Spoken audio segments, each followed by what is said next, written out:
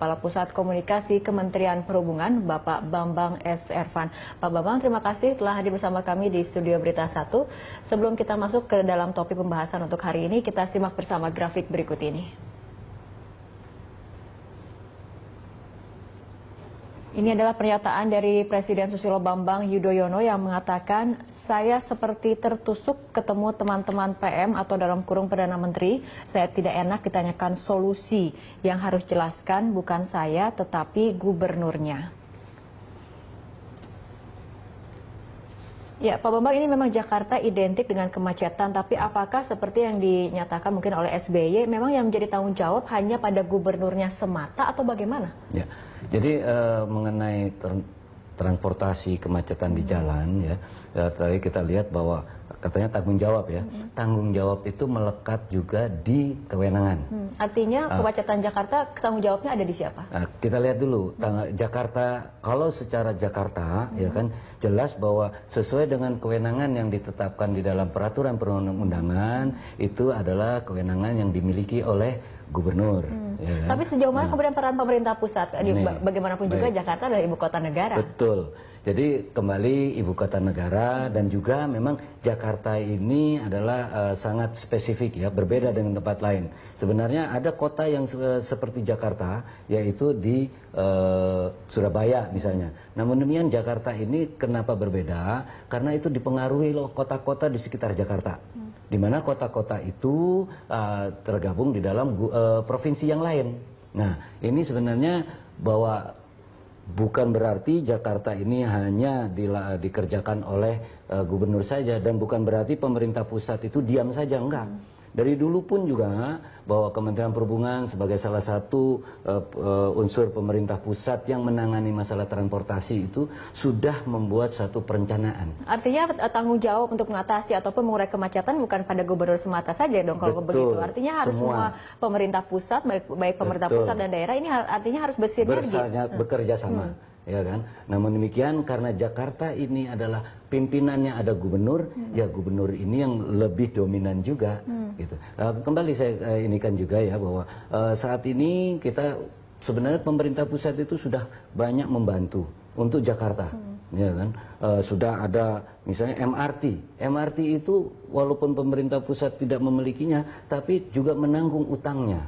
Ya kan, kemudian Kementerian walaupun sebenarnya proyek MRT ini kan memang kajiannya sudah berpuluh-puluh tahun dan baru pada pemerintahan gubernur yang sekarang kemudian proyek ini berhasil direalisasikan. Sebenarnya proyeknya saya agak ini juga memang pada sekarang ini tahap untuk pelaksanaan. Jadi bukan karena sekarang baru gubernur sekarang baru bisa jadi gitu ya. Itu memang tahapnya. Gitu. Bahwa itu perencanaan sudah jauh ya, udah mulai dari penelitiannya, kemudian ke studinya dan lain sebagainya sampai pada tendernya, dan memang tahun ini adalah pelaksanaan pembangunannya. Artinya Anda melihat upaya pemerintah Provinsi DKI Jakarta untuk mengurai kemacetan sejauh ini seperti apa dan bagaimana bentuk dukungan dari pemerintah pusat sendiri? Dari dulu pemerintah pusat dan pemerintah Provinsi DKI sudah berupaya. Sebagai contoh bahwa sudah ada langkah-langkah membangun yang namanya BRT ya, Bus Rapid Transit, itu Transjakarta. Juga membangun yang namanya monorail, ya kan, MRT dan lain, mengembangkan KRL Jabodetabek. Ya. Namun demikian kembali di wilayah Indonesia ini memang kita baru saja menerapkan yang namanya PITRI. Public Private Partnership, itu kan membangun monorail itu dengan pihak swasta. Nah, ini kita memang masih aturan-aturannya ini masih gamang kalau menurut saya. Pak Bambang, sebelum kita melanjutkan perbincangan, kita simak grafik berikut ini terlebih dahulu.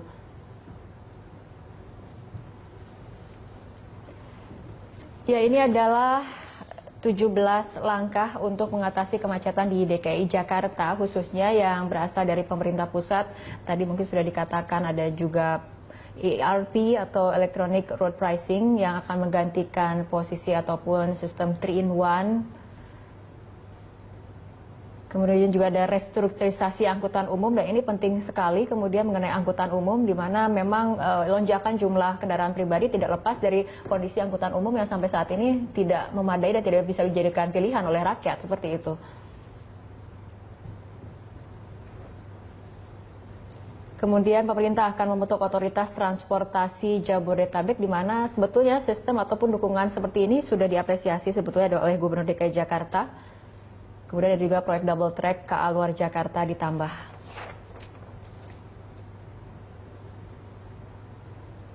Dan ini adalah poin-poin yang lain mengenai langkah-langkah untuk mengatasi kemacetan yang berasal dari pemerintah pusat. Selanjutnya ini adalah pernyataan dari Gubernur DKI Jakarta Joko Widodo yang mengatakan Wakil Presiden pernah menginstruksikan 17 langkah mengatasi kemacetan di Jakarta. Setelah ada kebijakan mobil murah, kami memohon arahan apa yang bisa dilakukan. Ya, ini kebijakan untuk mengentaskan kemacetan tadi sudah ada mengenai 17 langkah yang dicetuskan oleh pemerintah pusat seperti itu. Tapi kemudian di satu sisi pemerintah pusat juga mengeluarkan kebijakan yang justru berlawanan dengan pengentasan kemacetan yaitu mobil murah. Ini Pak Jokowi sendiri mengatakan ini arahannya akan seperti apa nih dari pemerintah pusat? Bagaimana Pak Bambang? Ya, kalau dari Kementerian Perhubungan sudah jelas Pak Menteri Perhubungan, Pak Mangindan mengatakan ya sudah mengusulkan kepada Menteri Perindustrian agar juga dibuat mobil murah untuk angkutan umum, busnya.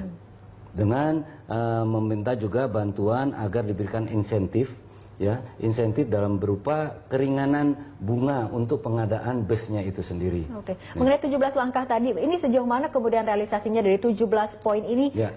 Poin mana saja kemudian yang sudah konkret dilaksanakan ataupun sudah bisa dirasakan oleh masyarakat? Ya, kembali 17 langkah itu juga terbagi-bagi. Ada tugas dari pemerintah pusat. Pemerintah pusat terbagi lagi menjadi ditangani oleh kementerian-kementerian. Sebagai contoh tadi ERP ya.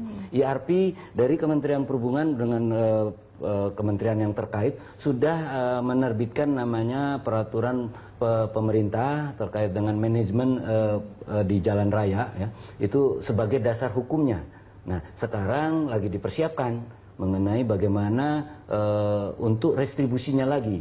Nah, ini sudah digodok, saya belum tahu hasilnya gimana, ya kan? Artinya daripada kemudian saling melempar tanggung jawab seperti itu, harusnya kita bisa berduduk bersama antara pemerintah pusat dan juga pemerintah provinsi untuk melihat solusinya seperti apa mengenai kemacetan Jakarta ini. Bukan memilih siapa yang bertanggung jawab. Sudah, nggak bisa tadi.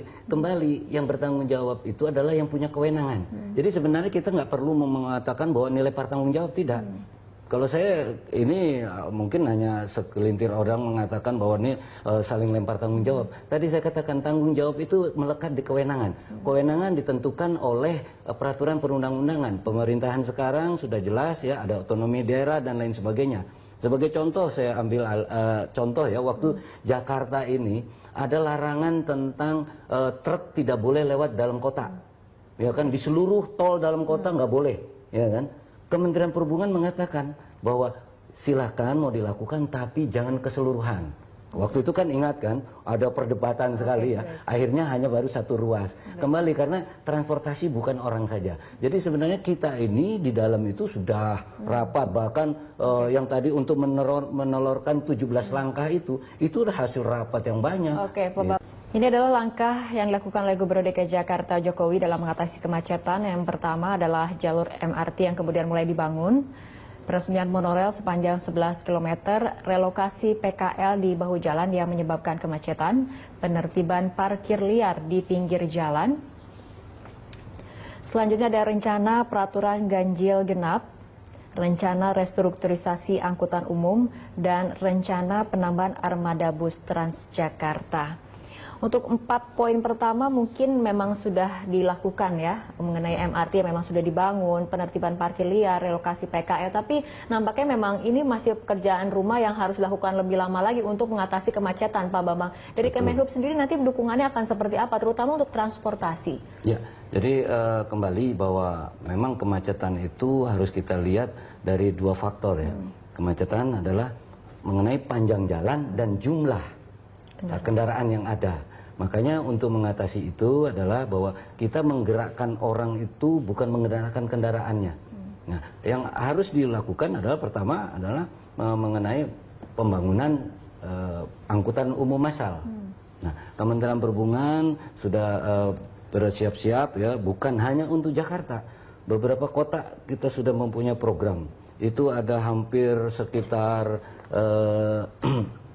berapa kota nih, hampir 20-an kota itu sudah dipersiapkan untuk angkutan massal. Memang di dalam ketentuannya yang di Undang-Undang Lalu Lintas itu kembali ya, kewenangan itu ada di mana. Jadi saya nggak mau bicara tentang tanggung jawab, kewenangan saja. Kewenangan itu adalah dari yang pemerintah yang bersangkutan.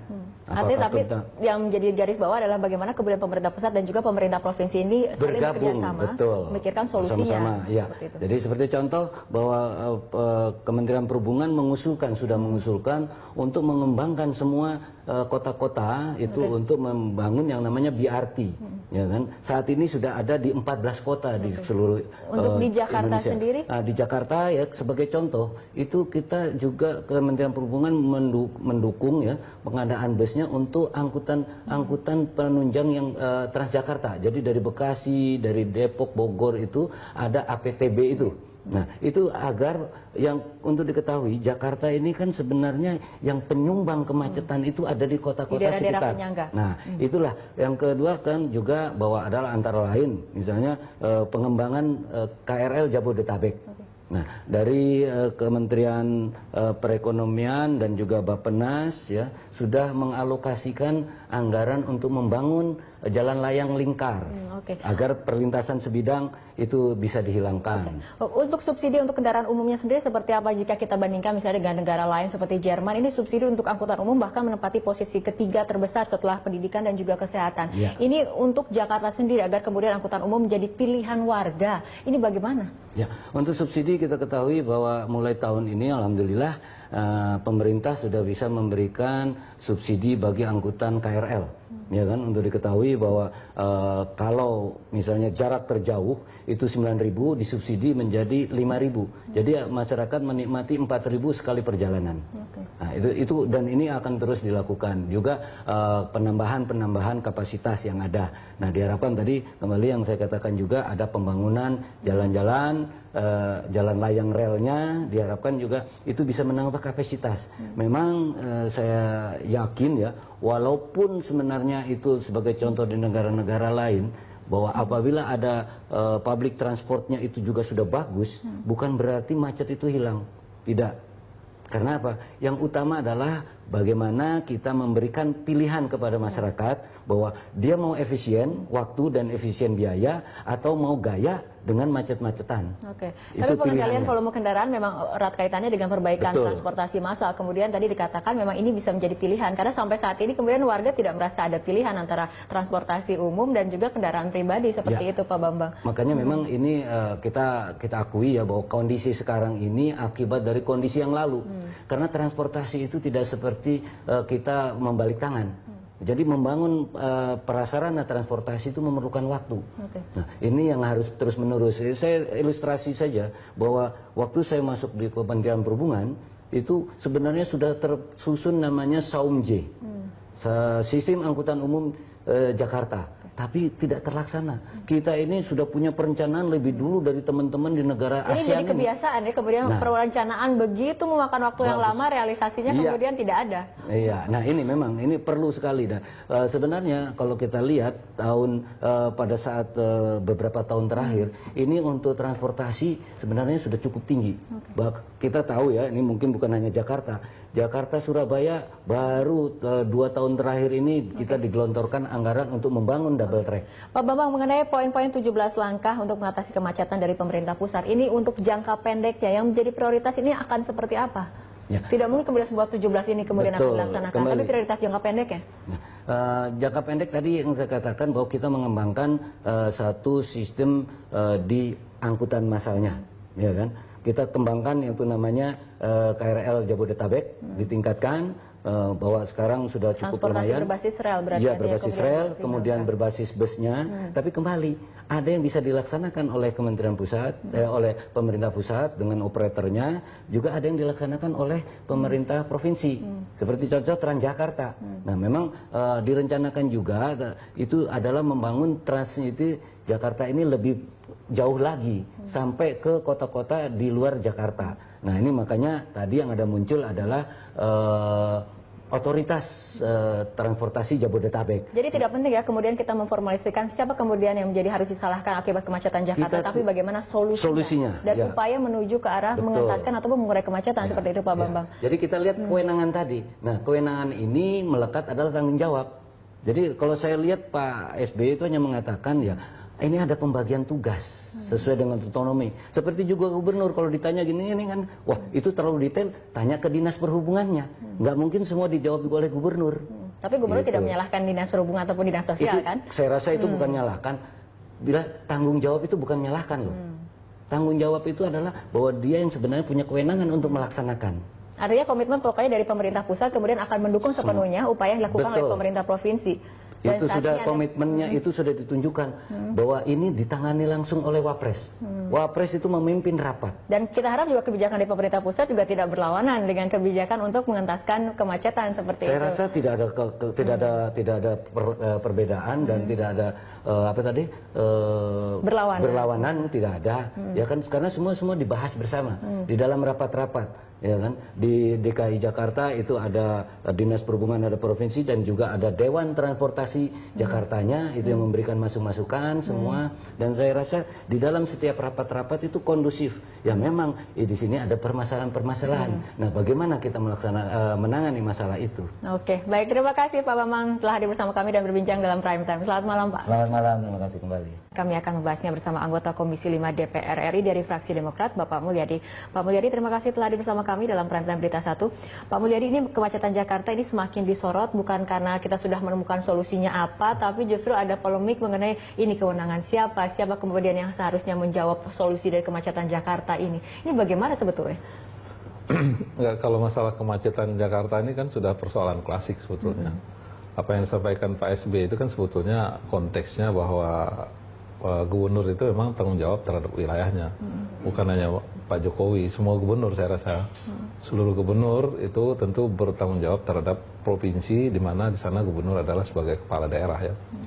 Oleh karena itu kalau kita bicara macet, memang khususnya Jakarta, memang kita harus urai betul permasalahan dasarnya seperti apa. Urai yang diurai adalah permasalahan dasar kan Pak, bukan kemudian ini siapa yang menjadi kewenangannya, siapa yang kemudian menjadi tanggung jawab yang seperti itu. Karena untuk menemukan solusi tentu kita harusnya mengidentifikasi masalah, bukan mengidentifikasi siapa penanggung jawab. Ya sebetulnya kalau secara ini memang gubernur dong bertanggung jawab. Bahwa gubernur, bahwa Jakarta adalah ibu kota negara, kita tentu pemerintah pusat akan turut membantu. Artinya begini, kita Komisi 5 juga dulu pernah mengundang gubernur ya, waktu itu zamannya Pak Foke ya.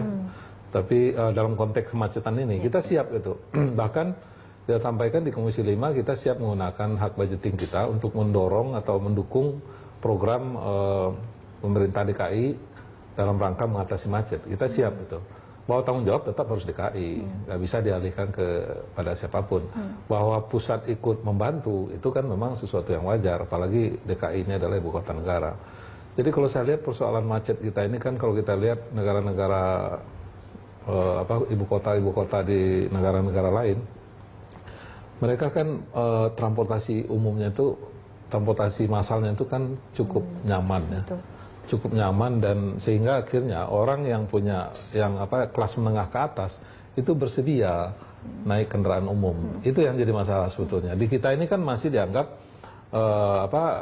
transportasi untuk umum ini belum memadai. Itu sebetulnya persoalannya.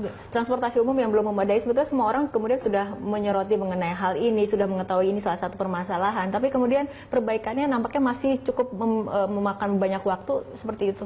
Ya memang kita harus akui lah bahwa kita terlambat ya. Kita dulu bicara konsep MRT itu sudah tahun 70 ya. Thailand belum bicara MRT, kita udah bicara konsep MRT, tapi kita belum jalan-jalan. Dan realisasinya baru saja dibangun di tahun sekarang. Iya betul, ini akumulasi dari persoalan-persoalan klasik dari sebelumnya gitu. Jadi oleh karena itu pada situasi yang sekarang ini saya lihat situasi macetnya itu sudah sangat parah, termasuk saya kesini juga macetnya luar biasa. Nah ini memang harus menjadi tanggung jawab kita semua. Jadi begini, kita harus, waktu itu saya pernah salah satu konsep mendasar yang perlu kita lakukan dalam mengatasi macet ini, kita harus tahu persis peta wilayah DKI ini seperti apa, di mana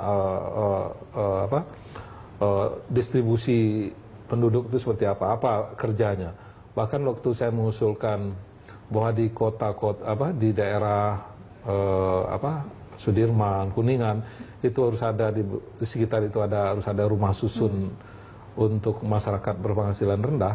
Itu adalah salah satu solusi juga. Dapat dibayangkan masyarakat yang berpenghasilan rendah yang dia kerja mungkin di gedung-gedung pencakar langit itu, tapi dia rumahnya di Bekasi, di Tangerang, di Ini Depok. masalah yang kompleks yang memang membutuhkan berbagai pihak untuk kemudian ikut serta mencari solusi dan bekerja Ya sama. betul, kita harus inventarisasi permasalahannya itu secara akurat. Jadi nggak bisa Artinya kita pemerintah pusat, pemerintah provinsi DKI Jakarta juga seharusnya duduk bersama kemudian memang membahas mengenai nggak hal ini. sebetulnya itu DKI. Inisiatifnya harus DKI. DKI harus menginventarisasi persoalan mendasar itu apa saja.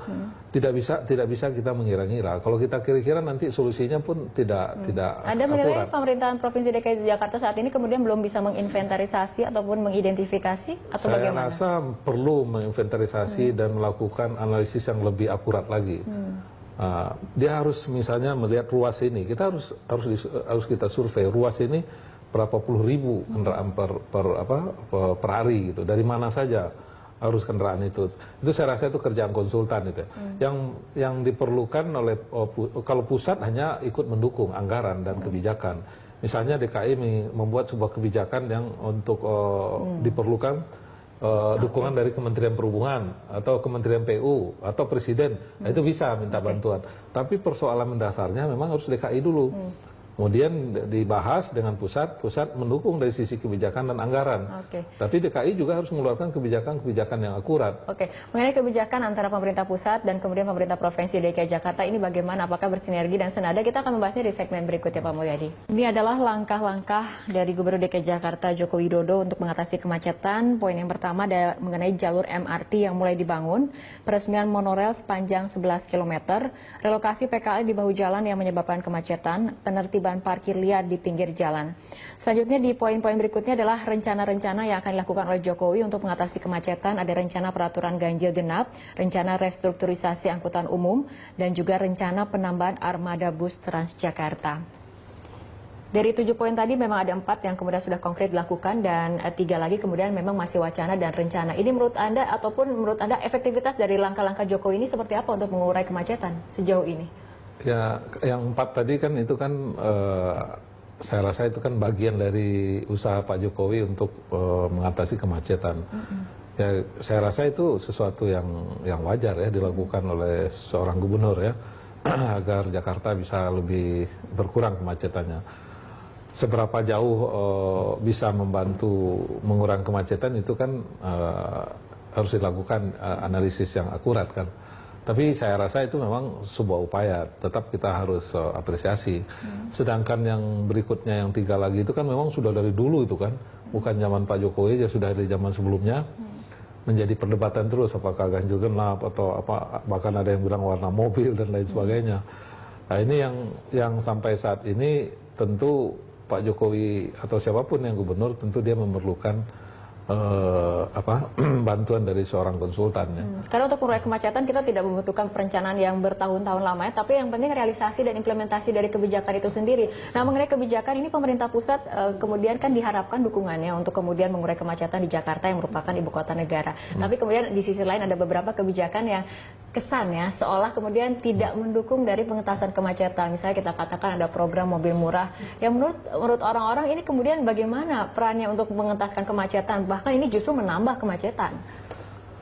Ya mungkin kita mau lihatnya dari sisi mana ya. Jadi kan kita serba susah kalau yang begini ini kan dalam rangka membantu masyarakat agar mampu membeli kendaraan pribadi ya. Ini kan tujuannya supaya murah ya. Tapi ada yang mengatakan negara maju bukanlah dari banyaknya orang miskin yang menggunakan kendaraan pribadi, tapi banyaknya orang kaya yang menggunakan transportasi publik. Itu yang saya bilang tadi, itu harus ada upaya yang extraordinary ya, kalau luar biasa lah menurut saya pemerintah, supaya orang-orang yang pakai mobil pribadi itu mau pindah ke kendaraan umum. Sebetulnya mau saja mereka selama memang transportasi massal kita ini udah siap. Saya rasa orang juga kan nggak mau kan macet-macet.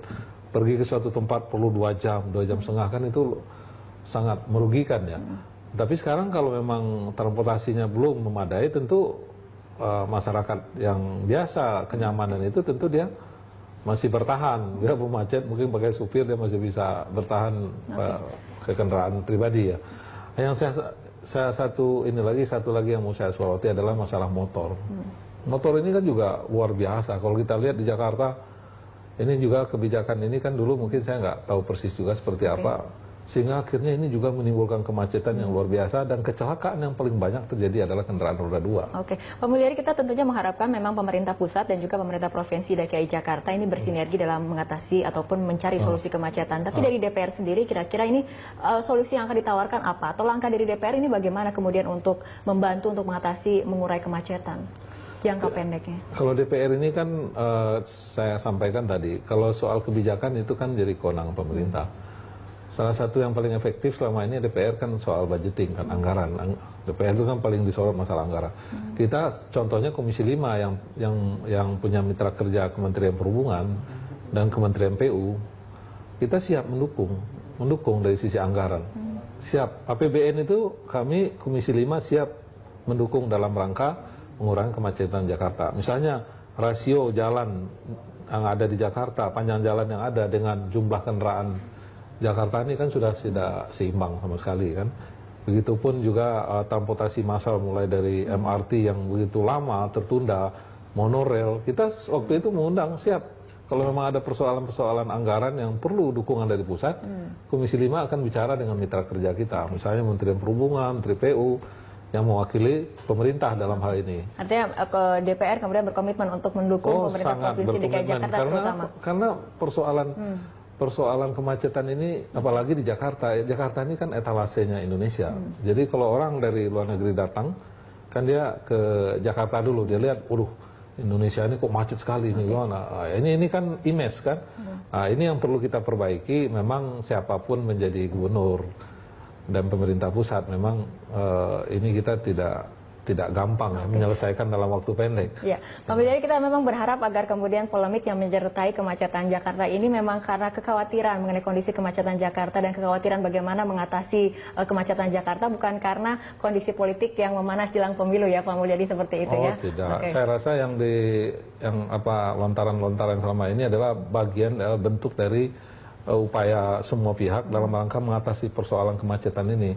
Karena makin lama kan makin parah ini. Kalau kita merasakan orang-orang yang di jalan, wah luar biasa kan. Ini bagaimana solusinya? Memang Gubernur DKI harus kita dorong sedikit supaya lebih ini lagi kan.